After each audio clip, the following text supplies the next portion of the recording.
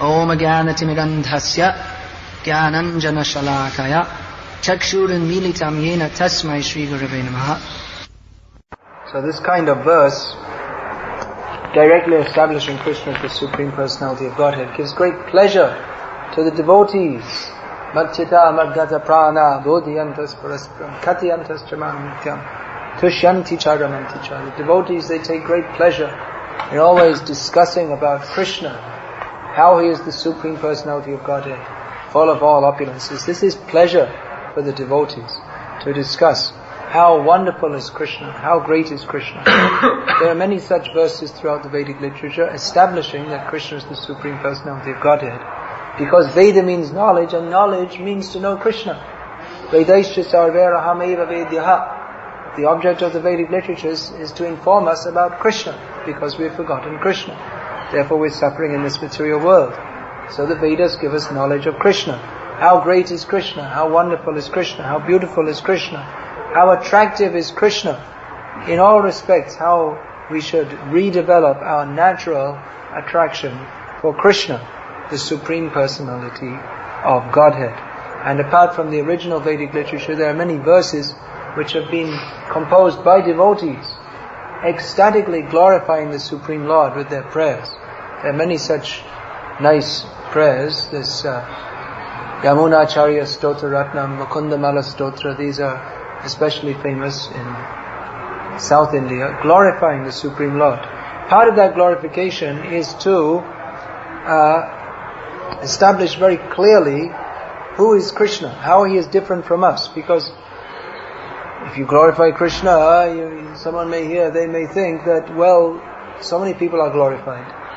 Just like in the modern age, Michael Jackson is glorified, a great person, a leading person of the modern world, and there are so many sports heroes. Unless you read the papers regularly, you can't keep up with them, because the sports hero of today is the forgotten person of tomorrow. So there are so many people who are glorified, and we may think that, well, Krishna is being glorified just like somebody else. Maybe Krishna is something like Michael Jackson, we may think. But Krishna is not something like Michael Jackson at all. He is so inconceivably more wonderful than any wonderful person we can conceive of in this material world. By his qualities, that Stotra Ratna is speaking, that there's one very nice verse Prabhupada quotes in one of his Bhagavad-gita purports, from Stotra Ratna by Yamunacharya. Tvam Shila Rupa Charitai Parama Prakrishtai Sadvena Sadvikataya Prabalaischa Shastrai Prakyata Daiva Paramata Vidang Mataischa Naivasara Prakataya Prabhavanti Bodham. He says that Krishna, it's obvious he's the Supreme Personality of Godhead. Anyone who's got even the slightest little bit of brain can understand that Krishna must be God. Just see his character, his activities, his personality, his form, his qualities, everything about Krishna is superlatively wonderful to the infinite degree. Not only is Krishna obviously the Supreme Personality of Godhead, if you at all study Krishna, but all the Vedic literatures, especially those in the mode of goodness, they all very clearly and directly establish that Krishna is the Supreme Personality of Godhead. However, Yamunacharya also notes that then the question may be asked, why is it that some people don't recognize Krishna? How is it there's just a few people that recognize Krishna? So it appears in this world. Because those who are foolish, envious, rascals, demons, because they're envious of Krishna, they don't recognize that he is so great. They don't like to see that. There's one story Bhaktisiddhanta Saraswati Thakur used to tell, that one boy from a village, he left the village and he went to the town, got himself educated, and he moved up in the world, and eventually he became a high court judge. So the news went back to the village, and all the other boys of the same age, now they're grown up. So they heard, now he's become a high court judge. And there they are, they're all just field laborers. So they said, high court judge? I don't believe it. Not possible.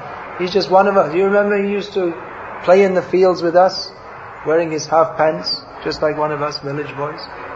No, I don't know. No, it's true. He's famous high court judge. Even if he is, he must not be getting any pay. They must have just put him in the job without any remuneration. Just they refuse to accept what is the fact. They refuse to see this person is great because they want to bring him down to their same level. So there are so many people who are envious of Krishna. They can't understand Krishna. Therefore, part of establishing Krishna consciousness, how wonderful is Krishna, is by the process of negation. Because in this material world, in our material experience, we don't have any experience of Satchidananda Vigraha, Ishvara Parama Krishna Satchidananda Vigraha. We don't have any experience of a supreme transcendental controller whose form is composed of eternal bliss and knowledge. We can't imagine someone who is Anoraniyan Mahato Mahiyan. He's simultaneously smaller than the smallest and bigger than the biggest. When we think of a person, we think of someone between 1.5 meters and 2 meters high generally. We can't think of someone entering within the atoms. And we can't think of someone within whom all the universes exist. We can't even think about all the universes, let alone all of them sitting within the body of a person. So, we can't imagine. Therefore, one way of establishing the greatness of Krishna is by the process of negation. In other words, there are so many wrong ideas extant in the world. So many ideas, so many wrong philosophies are there. Why we should not accept Krishna? People will protest. If we say Krishna is the Supreme Personality of Godhead, so many people will protest. What about Shiva?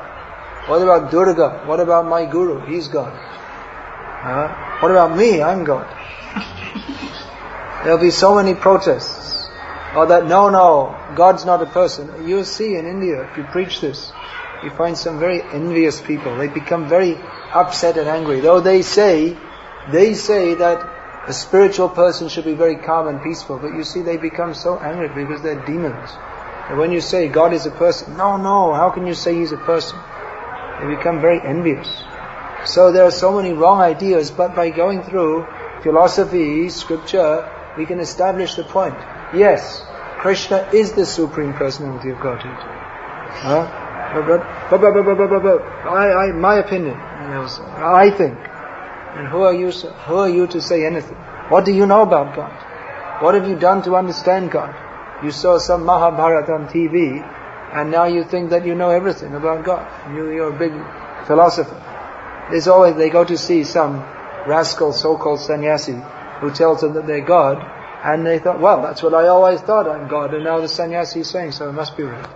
So they become convinced that no, we should not surrender to Krishna. They give so many insidious ideas, these impersonalists. They say Bhakti is for less intelligent people. That's for people with no brains. When you become more intelligent, you understand that there's no person God, and you become supreme yourself. I met one Pakka Mayavadi, means not just your off the street corner ones, but one of hardcore, very deeply studied in Shastra. He was from Kerala, the homeland of Shankaracharya. He was staying at Badrinath. So I said to him, well, if you see the original Vedic literatures, they all, as he was saying, you have to see from the Vedas, impersonal. So he said, well, I said, if you see the original Vedic literatures, they all speak of worship, of form. So he said, yes, because in the beginning people were less intelligent, but as they evolved more, they became more intelligent, then they could understand that Bhakti is not very advanced and you should understand that you are God. So like this, they have so many nasty arguments, envious of Krishna. So therefore, presenting Bhagavad-gita as it is, means to establish this point very clearly and strongly, that Krishna is the Supreme Personality of Godhead. He is a person. You are a person, I am a person, Krishna is a person. Person means I have likes, dislikes, feelings, emotions, friends. Krishna also has likes, dislikes, feelings, emotions, friends, different relationships with different people. Sometimes he laughs, sometimes he's angry, just like you and me. But He's not like you and me because He is supreme, unlimited. We cannot be compared to Him. His power, His knowledge, everything about Him is infinitely great, whereas we are very tiny. So, we are like Him but different from Him also. But we cannot deny His personality. That would mean, actually we can bring in so many logical arguments, just like this one. They say the Absolute Truth is impersonal. We agree. Yes, the Absolute Truth is impersonal and personal. Because Absolute Truth is complete, everything must be there. So impersonal aspect is there, and personal aspect is also there. If you say that the Absolute Truth is, there's no personality, that means that now, in our present situation, we have personality. So that means that the Absolute Truth is lacking something that we have. So how is it possible? The Absolute Truth must have, by definition, the Absolute Truth must include everything that we have and more, not less. So there are so many logical arguments, but ultimately, this is to be understood from Shastra. And ultimately we have to see Shastra. There may be so many different arguments. And there are so many arguments. Mostly the Mayavadis, they'll give so many arguments. But then when you ask them, where is it said in Shastra? They can't give. It's only their malinterpretation, misinterpretation. Another thing they do, just like you'll see here, quoting the Shvetashvatar Upanishad, where it is stated that arupam, there is the transcendence which is arupam. You see, it says here in Shvetashvatar Upanishad, the Supreme Absolute is arupam, no form. You see, this is Vedic evidence, they'll quote.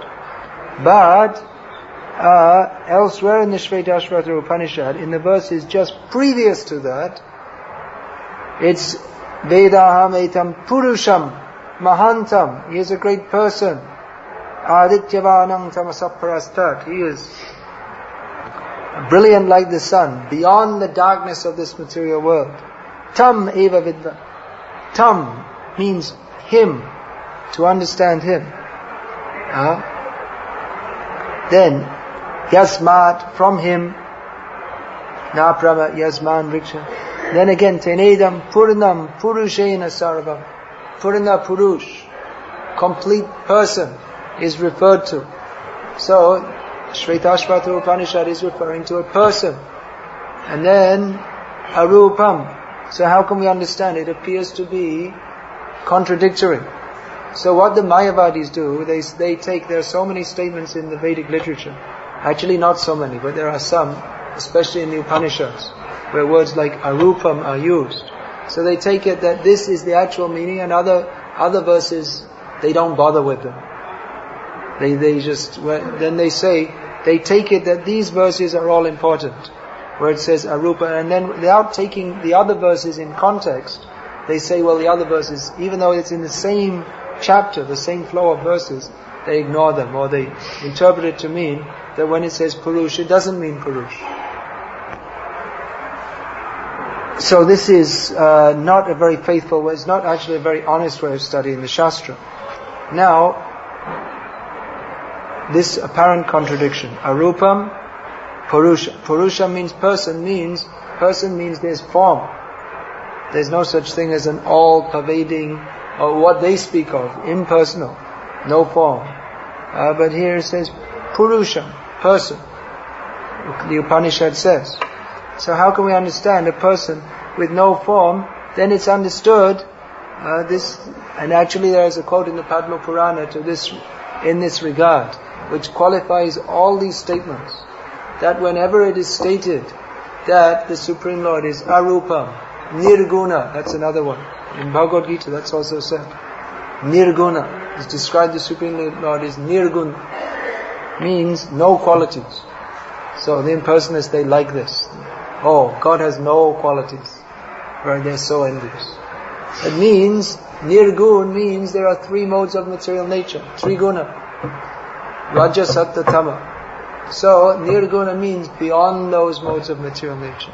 Arupa means he doesn't have a form like this. Then other statements doesn't have material form, because other statements say, Satchit Ananda Vigraha. He has his form. And then arupam. So what does it mean? It means no material form. So that is stated in Padma Purana to qualify that whenever such statements are there, stating that the Supreme Absolute Truth has no form or no qualities, that means he has no material form or qualities, because he certainly has, in the words of Ramanujacharya, Ananta Kalyana Guna Sampanna. This is the real understanding of the Supreme Lord. Not only is he not without qualities, he has qualities, but he has unlimited qualities.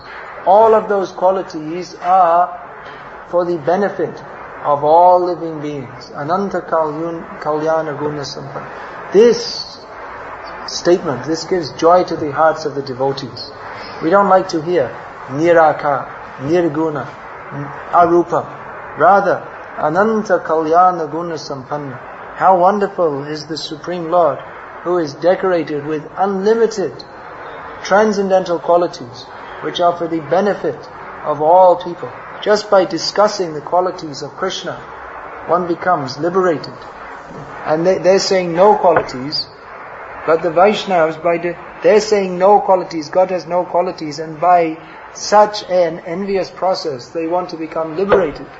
By saying God has no qualities. Can you become liberated by blaspheming God? Is it possible? No. Rather, the process of liberation is, as stated here, Tameva Vidvanati Mrityameti Nanya Panta Vidyate Yamnaya. The real process of liberation is to glorify the unlimited transcendental qualities of the Supreme Lord.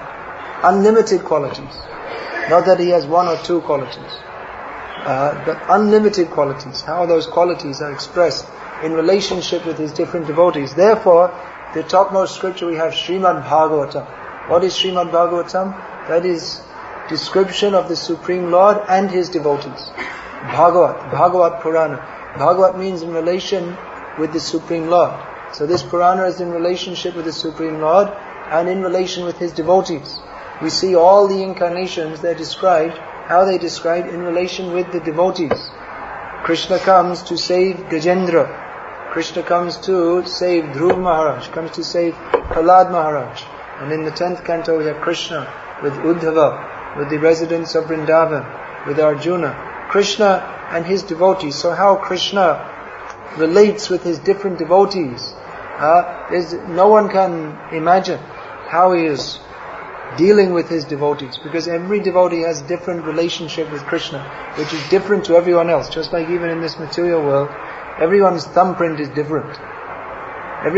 Even the body is different. So each body is different. So every person is different and has a unique individual relationship with Krishna.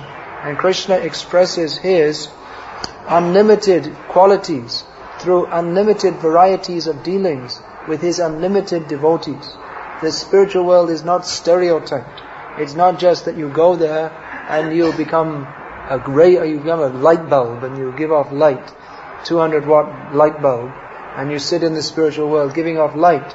But rather, the spiritual world is full of variegated, wonderful activities in relationship with wonderful Krishna, who has unlimited wonderful qualities. If we even discuss this, Ramanuja was giving that idea, Ananta Kalyana Guna Sampanna. So, Ramanujacharya was establishing the Supreme Lord, especially in his Narayan feature. How great is God? This should be established first of all. How great is God? Let us understand this clearly. God is not just Krishna is not just some ordinary person. How great he is.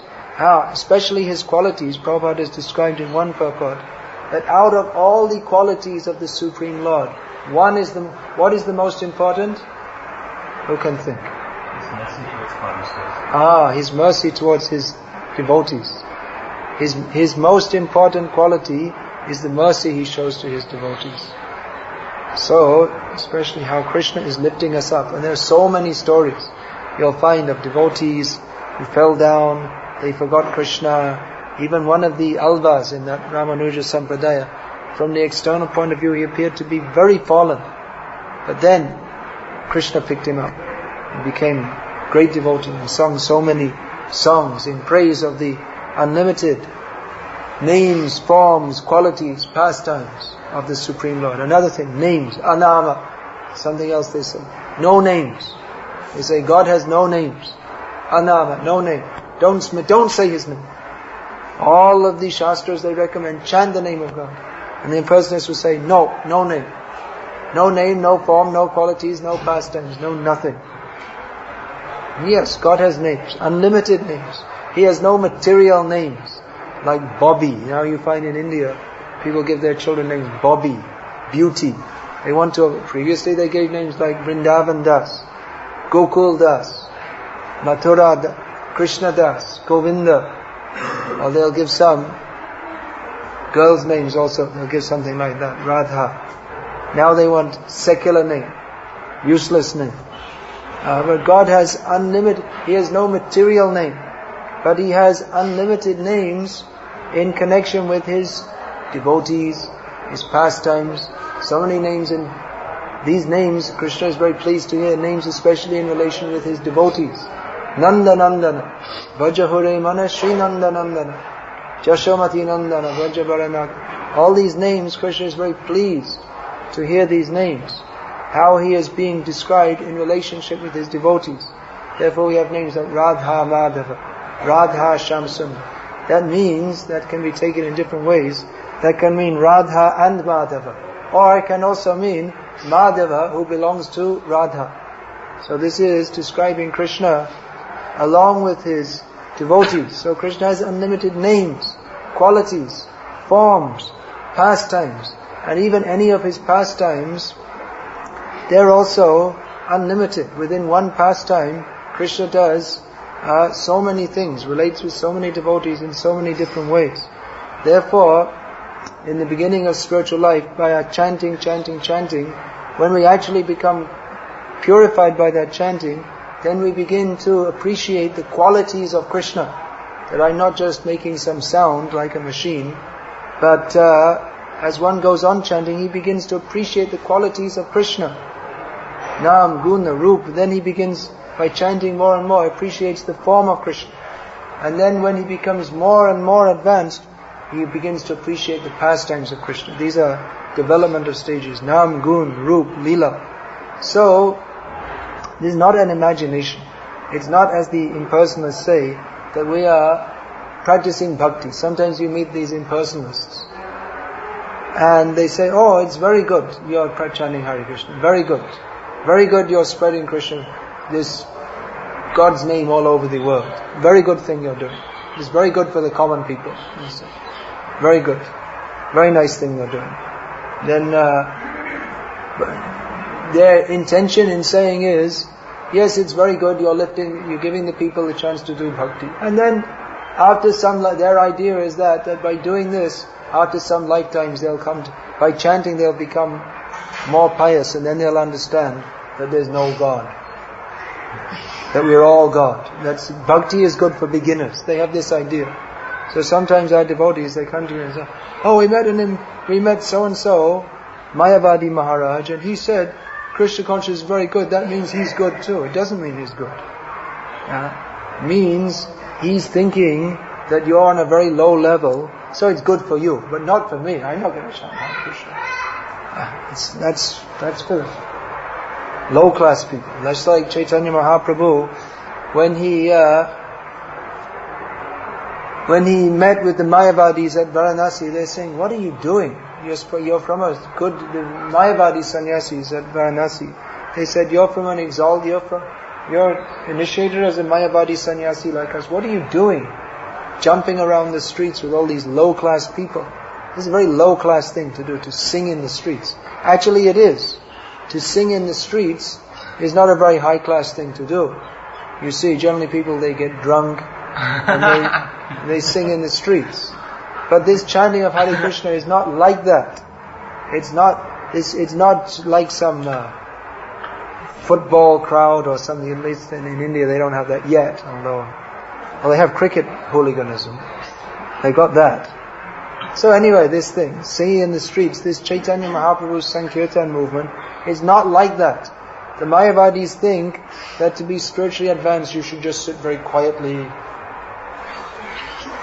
very grave, never smile, or if you see pictures of them smiling, that smile also some cracked kind of smile.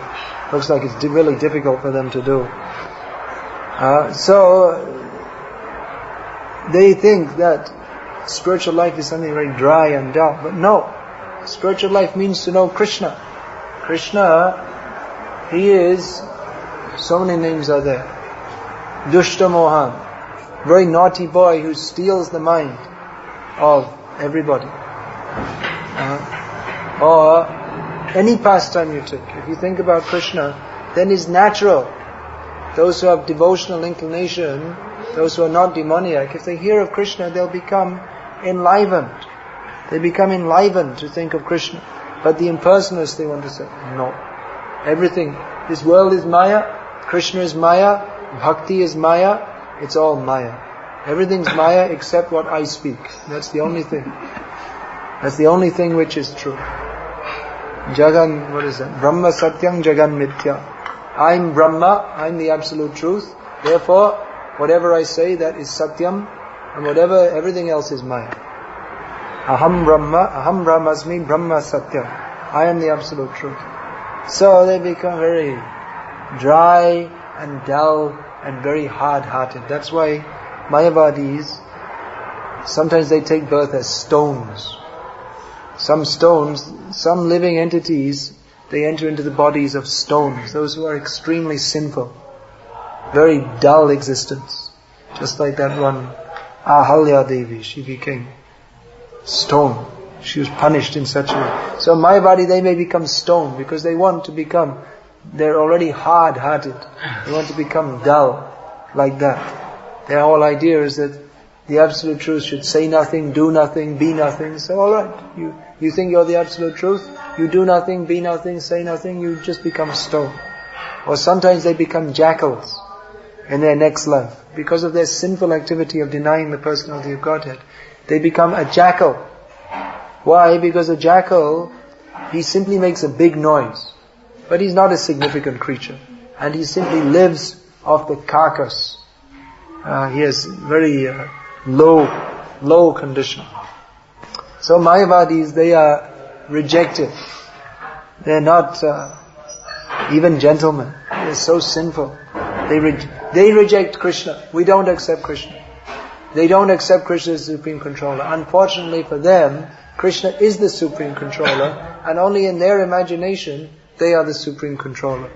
So they may be thinking, just like you'll find some foolish impersonalists, they go and sit on a hill and do meditation early in the morning. The sun is rising and they're thinking, just see, I'm making the sun rise. The sun is rising anyway, and they're thinking, I am making the sun rise. Just see how powerful I am. There's so much in illusion. They actually think like that.